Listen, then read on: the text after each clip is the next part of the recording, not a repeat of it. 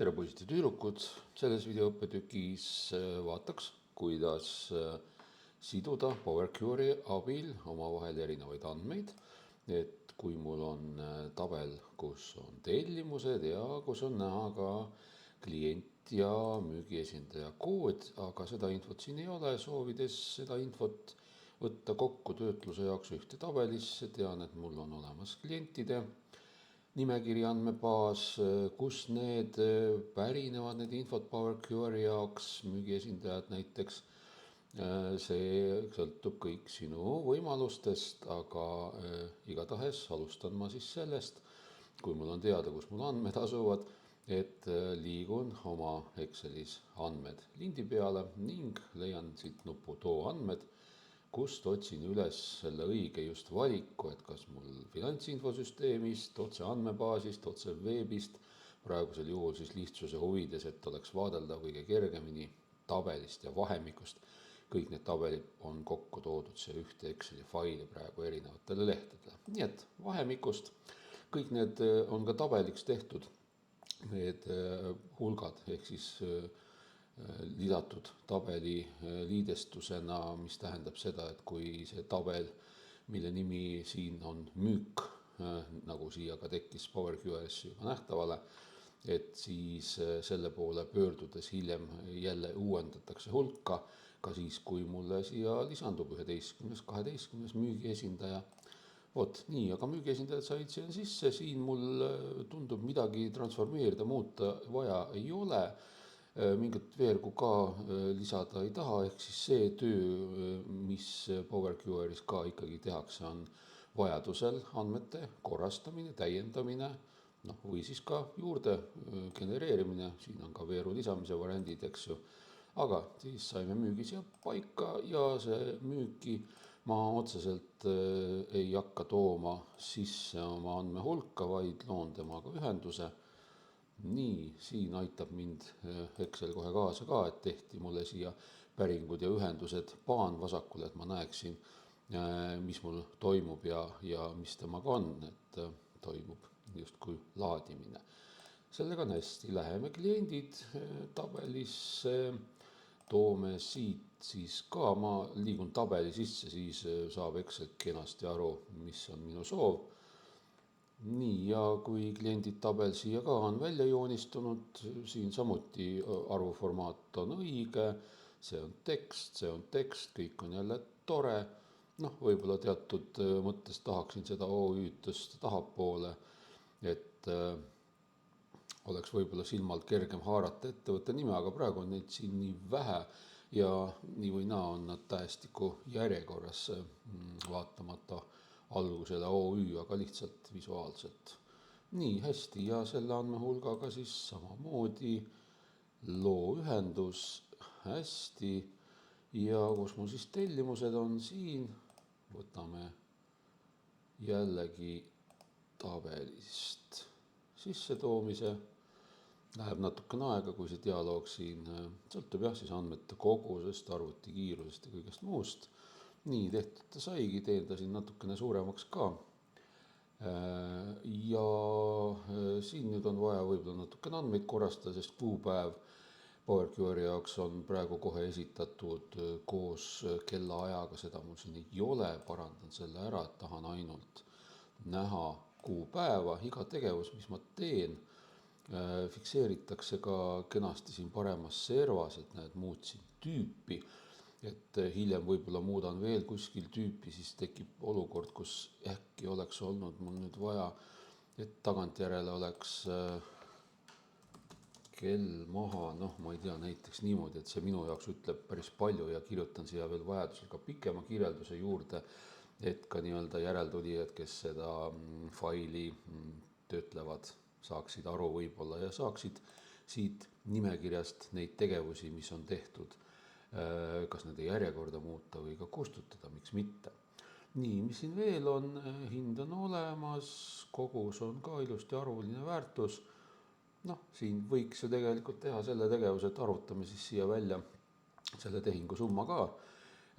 See on siis, toimub veeru lisamine ja veeru lisamine kõige lihtsamal moodusel on selline, kus ma eelnevalt need veerud ära märgistan, mille baasil ma arvutust teha tahan, kui ma tahan sel moel lisada.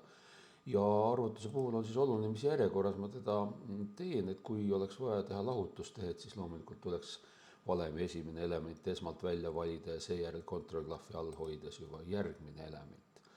Aga praegusel juhul järjekord oluline ei ole, kuna ma tahan korrutada, valisin nad välja, võtan siit siis standardsed arvutused ja korrutamine, mille tulemusena mulle siis peaks kohe tekkima siia üks veerg, millele pannakse ka selle tehte nimi. Noh, see siia nüüd hästi ei sobi, seega kirjutan siia summa niimoodi. Jälle kenasti tulevad nad siia paika, et noh, nüüd veenduda ka, et kui midagi siit ära kustutan, ehk läheb midagi valesti, siis ei ole mul mitte undo käsku, vaid tulengi siia ristikese peale ja klikk ja see ümbernimetus, mis oli tehtud summaks, kaob ära.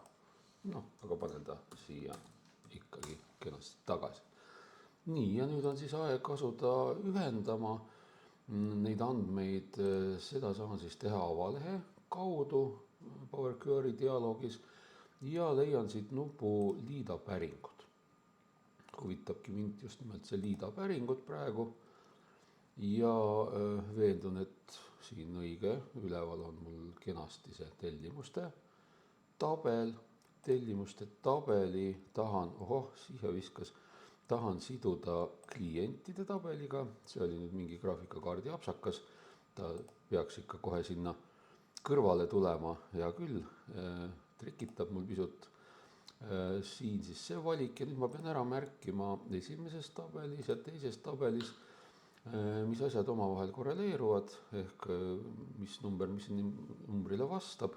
Veeru nimed ei pea ühtima, seda õnneks vaja ei ole, tähtis on näidata õige veerg ette. Nii, kas need valikud ei taha mul siin üldse avandada, mingisugune kratt on väikselt sees, aga õnneks on ka õige valik. Ehk siis ma tahan kõik esimese tabeli read, et jääksid mulle alles ja siia lisatakse juurde informatsiooni teisest tabelist nii palju, noh näiteks, et kui mul number 3 klienti selles tabelis ei ole, siis seda 3 siit teisest tabelist ei viidagi, et nii-öelda sobivad teisest, et see valik on õige. Ütlen okei. Nüüd võiks mulle tekkida taas üks uus veerg. Nii, ja selle veeru siis peal on igal pool sõna table, mis tähendab seda, et noh, kuskilt teisest tabelist tuleb siia üks või mitu veergu informatsiooni. Kui ma klikin siin tühja koha peal selle lahtri sees, et ärge klikkige siis siin teksti peal, teate küll, mis siis juhtub. Ja kui ma klikin siin tühja koha peal, siis on näha taha, näed, seal all vasakus servas näidatakse, et see 11 on, eks ju, see Tiina Tikker sellisest ettevõttest. Siin on Jaanus Vurr, selge, väga suurepärane. Ja selle informatsiooni table'iga pole mul midagi peale hakata, sestap ma ka kindlasti laiendan seda info hulka, ehk siis lähen nüüd ja ütlen, et vot sellest teisest tabelist ma tahan kätte saada ettevõtte nime ja kontakti. ID-d mul vaja ei ole, sest noh, ID on iseenesest juba siin olemas ja lõpuks see ID ju ei omagi tähtsust, ma tahan ju sellest lahti saada. Ning veeru nime eesliitena kas kasutada, et ma jätan ta praegu ette või valituks, siis on näha, et tehakse mul nimed natukene teistmoodi, kui ma võib-olla tahan, aga mõnikord on sellest ka siis abi.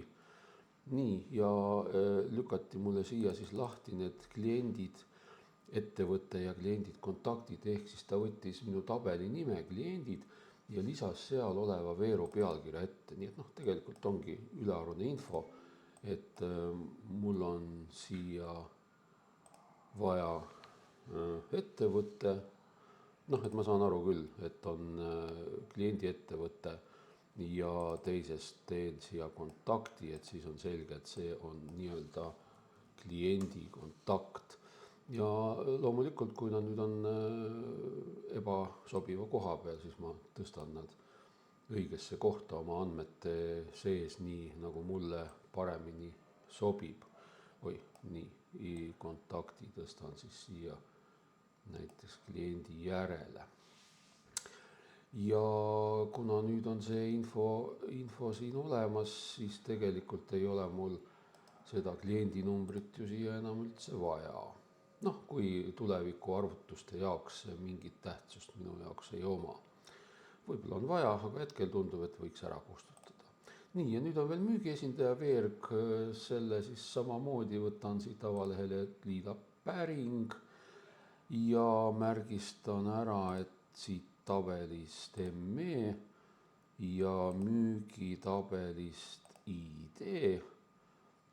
Jah, graafika ei ole paremaks läinud, midagi on tõsiselt praegusel hetkel halvasti.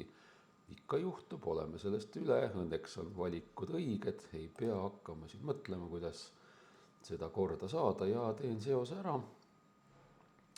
Tulemuseks siis tekkis müükveerg, kus on siis samamoodi see viide tablile hetkel, kus ma siis saan jälle tühja koha pealt klikates all näha, et ahah, seal 4 oli Kalev Kapsas, selline nimi. Ja jälle laiendan seda info hulka ja siit vajan siis ainult juba müügiesindaja nime. Nüüd siis võtan ka selle linnukese ära, sest seda lisatekstilist infot mul seal vaja tõesti ei ole. Ja okei. Nii, nüüd tekkisid siia ka müügiesindaja nimed. Mis tähendab ühtlasi seda, et seda veergu ma enam justkui ei vaja ja müügiesindaja veeru ma tõstaks siia toote ja hinna vahele, et see roheline triibukene näitab, kuhu ta parasjagu kukkumas on. Nii, nüüd ma olen teinud sellised transformatsioonisammud, mida ma siis tulevikus saan värskendades taas korrata nende andmehulkade pihta. Nüüd ma ütlen sule ja laadi, mille tulemusena sain ma siis sellesse Exceli faili, kust ma seda andmete toomist alustasin, selle tulemuse ja tõesti siin on see kontakt ja ettevõte, kellega siis tellimus toimus ja kuna tellimuse tabeli nimi ja tellimused on ka ühtlasi oli töölehe nimi, siis tekkis siia tellimused 2, aga ma panen siia siis näiteks mingi nime tulem. Ja kui ma tahan selle tabeliga nüüd tulevikus ka jätkata tööd ehk tema seest pärida mingisugust informatsiooni juba edasistesse tabelitesse, siis mõistlik ikka alati siit vast tekkinud lindi pealt, mis siis tabel kujul töötamisel on, tabeli kujundus ja päring, et siis panna siit kindlasti ka see nimi paika, et see tellimus 1 on väga kohmakas, võib-olla mul hiljem viidata, mitte et see tulem, mis ma siia kirjutasin, võib-olla parem on, aga peaasi, et ma teaks, et kui ma tahan sellest tabelist hiljem arvutuste jaoks infot, siis ma oskan tema poole õige nimega pöörduda. Ja kui ma siin nüüd neid andmeid vaatan korra niimoodi kontrollnool alla, liigun üle ettevõtete, näen, et kõik on hästi, kontrollnool üles, liigun üle kontaktide, kõik kontaktid on olemas. Vaatan üle müügiesindajad ka, sama lugu, kõik info on kenasti paigas. Aga mis saab siis, kui ma muudan näiteks ühe kliendi ära, kliendil muutus kontakt, et 12. kliendi puhul Toomas Taipamatu asemele tekkis Head Käed nimeline inimene näiteks. Lähen siia tulemi tabelisse, järjestan siin selle mitte müügi, ma muutsin ju, et kontakti siit. Panen tähestiku järjekorda, vaatan siit, seda Head Käed ei paista kuskilt, eks ta oli siin ka nimekirjas, näha, et teda veel ei ole siia lisatud.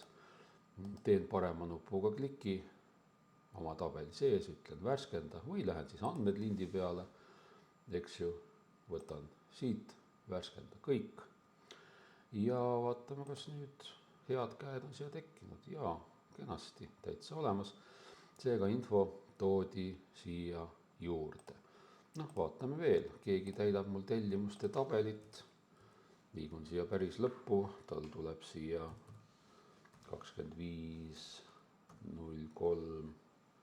Ma ei teagi, mis see number nüüd on, praegu 0, noh, ei ole päris järjekord, aga kirjutame sellise, mida hiljem on kerge ka ära tunda. Paneme siia tänase kuupäeva, üks aasta ju edasi vahepeal läinud, õige, ja teeme siia siis sellise kliendi, keda meil ei ole, vaatame korra, kliendid lõpevad 12-ga, teeme 13. kliendi, temaga tegeles müügiesindaja number 4, mis ta meil siis müüs, näiteks seda toodet siin ja hind on juba muutunud, täidisega batoonid, kas on nüüd kallimaks läinud või odavamaks, eks ju, selle üle tasuks arutada, aga paneme talle hinnaks näiteks 2 midagi ja müüs 25. Selline äratuntav siis info on lisatud, ehk siis kui ma tulemitabelis lähen nüüd ja sorteerin siin Z-ist A-ni, siis peaks kõige üleval olema kõige värskem müük, nagu ma näen siin 25. aastat ei ole. Teen siis värskenduse, sain 25. aasta ja tühjaks on jäänud ettevõte ja kontakt. Jah, aga nii ta nüüd olema peabki, sest mul ei ole klientide nimekirjas 13. klienti. Lisan selle ka siia, teeme siia ühe osaühingu juurde. Miks nii? Ja selle nimi on Hea teada. Lambist niimoodi. Ja lähen vaatan tulemitabelit peale värskendamist muidugi ja see nimi siia tekib.